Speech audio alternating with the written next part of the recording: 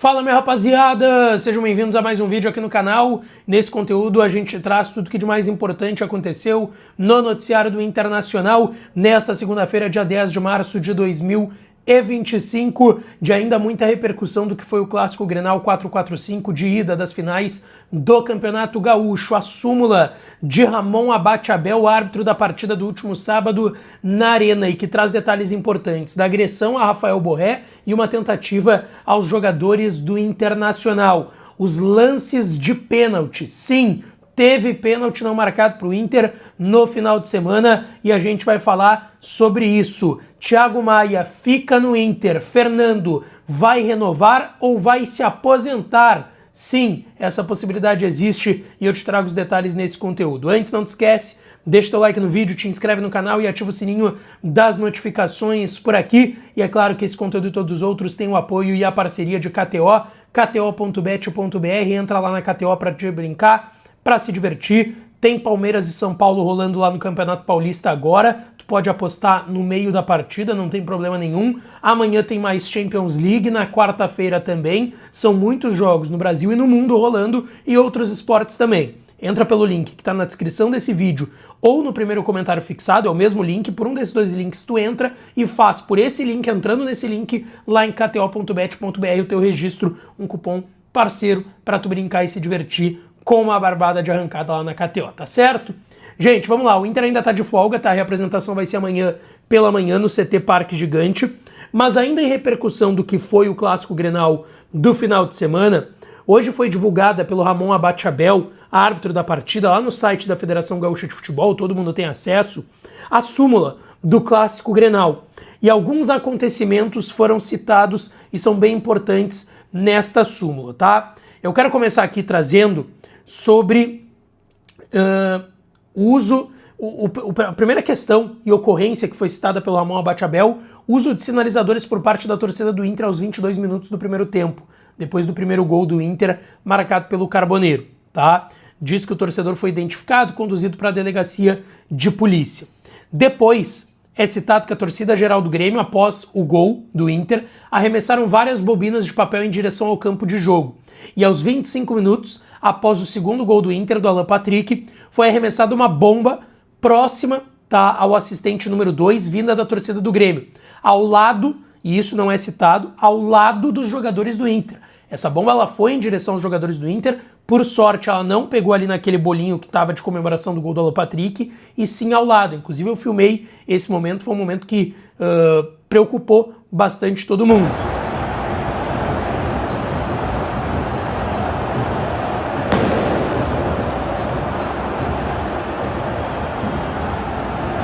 E também é citado na súmula que aos 43 do primeiro tempo, enquanto os jogadores do Inter estavam no aquecimento, o Borré foi atingido por uma bobina no rosto, tá? E foi uma bobina arremessada do setor da torcida do Grêmio. O jogo foi paralisado por 2 minutos e após a chegada do policiamento no local foi reiniciado.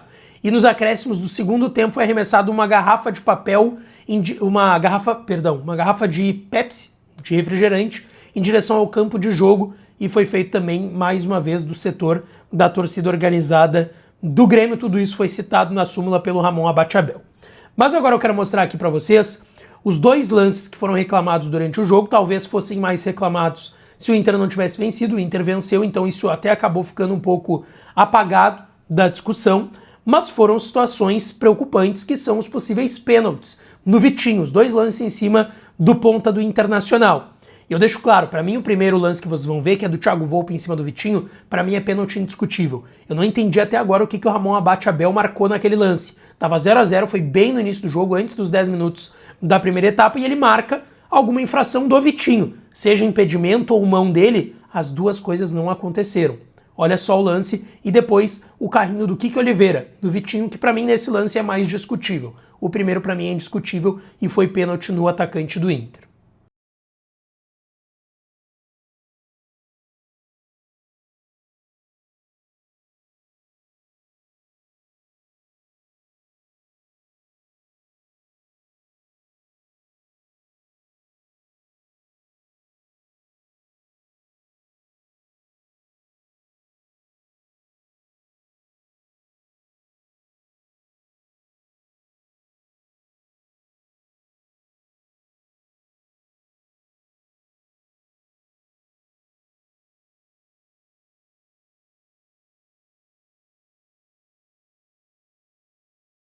Aí então os dois lances para vocês. Cara, para mim o do Volpi em cima do Vitinho é indiscutível. É pênalti. É pênalti. E tava 0-0 naquele momento o jogo, tá? Depois o Inter venceu, foi o mais importante, então acaba que ficou em segundo plano. Mas assim, para mim é indiscutível que foi pênalti em cima do Vitinho naquele primeiro lance. Deixa a opinião de vocês aqui nos comentários. Agora eu quero falar de duas situações de contratos, jogadores atuais do elenco do Inter. O primeiro é sobre Thiago Maia, tá? Para quem tinha dúvida, o Thiago Maia fica no Inter. E o presidente do Santos, Marcelo Teixeira, deixou isso claro. A janelinha aquela para jogadores que atuaram nos estaduais por equipes brasileiras, né? Porque a janela fechou mesmo no dia 28. Agora abriu uma mini janela interna, tá? Doméstica, como a gente chama, que é para jogadores que atuaram nos estaduais, que é o caso do Thiago Maia pelo Inter. Então ele ainda poderia ir para o Santos. Mas o Marcelo Teixeira, presidente do Santos, ele deu uma entrevista ao programa Domingo Esportivo da Santa Cecília TV, nesse último domingo lá em Santos, e ele disse que o Thiago Maia vai ficar no Inter, tá? Ele disse: já antecipo que na questão do Thiago Maia, pelo Santos está encerrada. Não temos nada mais que negociar, até pelo desgaste que tivemos da primeira negociação com o Inter. Depois resolvemos com o Inter e houve novas exigências no caso do Flamengo.